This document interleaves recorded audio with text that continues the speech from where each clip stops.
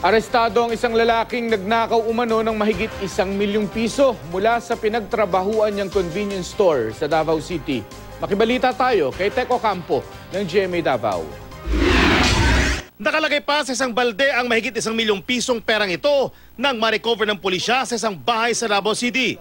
Ninakaw umano ito ng isang lalaki sa isang grocery store sa Bangoy Street. Noong nakarang Lunes pa naganap ang pagnanakaw at kagabi, naaresto sa follow-up operation ang suspect na si Jason Manib, empleyado lang din ng nasabing establishmento.